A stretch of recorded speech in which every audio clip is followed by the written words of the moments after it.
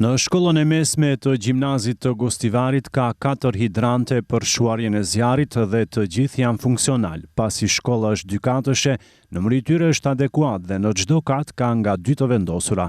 Gjatë vizitës që bëm në këtë shkollë, pam se pajisjet e tjera, sikurse aparatet ekzistuese PP, ishin më afat dhe të mbushura, por numri i tyre duhet të shtohet. Këtë e konfirmoi edhe drejtori i kësaj shkolle, Mirsad Hyseni.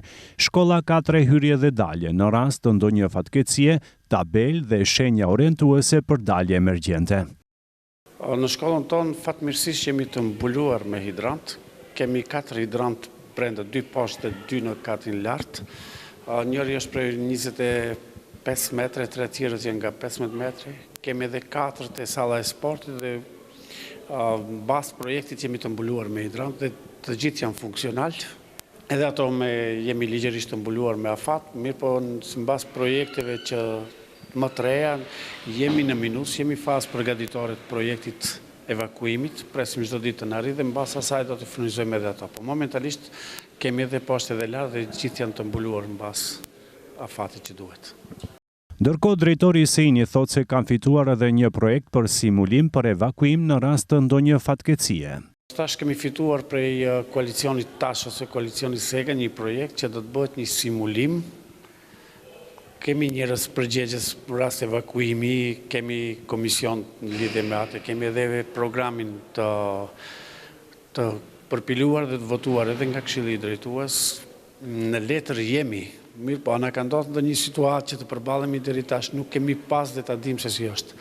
Shtash më shpesh mbas rastit të Koçanit do të bëjmë më shumë simulime që të jemi të përgatitur për situatat qoftë kur mos ershin asnjëherë në jetë. Me urdhër të komunës së Gostivarit, kontrolle inspektuese të kushteve kundër zjarrit po bëhen në të gjitha shkollat. Në fund të javës pritet të jetë gati raporti se si qëndron situata, deklaroi kryetari i komunës së Gostivarit Valbon Limani. Momentalisht nëpërmjet sektorit të arsimit janë dhënë urdhresa që të kontrollohen të gjithë shkollat në kuadër të komunës së Gostivarit dhe këto kontrolla kryen. Në fund do të kemi një raport nga të gjithë shkollat aty ku do të ketë nevojë për intervenim. Komuna e Gostivarit do të kyçet dhe do të intervenohet me të vetmin qëllim që nxënësit në të gjithë shkollat të kenë sigurinë e nevojshme. Në disa shkolla, inspektimet kanë treguar se ka mungesë të aparateve apo hidrant jo funksional, deklaron Aslian Snopçe, udhëheqës e sektorit për arsim pranë komunës së Gostivarit. Ajo tha se pavarësisht kostës së lartë, komuna është e gatshme gjithçka të mbulojë vetë për sigurinë e nxënësve. Pasi Ministria e Arsimit dhe Shkencës nuk ka ndonjë prononcim se kush duhet t'i mbulojë këto harxhime. Gjithsesi kjo ka kosto shtesë dhe do të na kushtone shumë mirë, po ne përsëri siguria e fëmijëve është më me rëndësi dhe momentalisht nga Ministria nuk kemi rekomandime se ato do ta bëjnë këtë pagesën, ne mundohemi me mjetet që i kemi që t'i furnizojmë shkollat dhe ta kryjmë obligimin tonë. Nevoja e funksionalitetit të pajisjeve për shuarjen e zjarit u aktualizua pas tragjedisë në Koçan.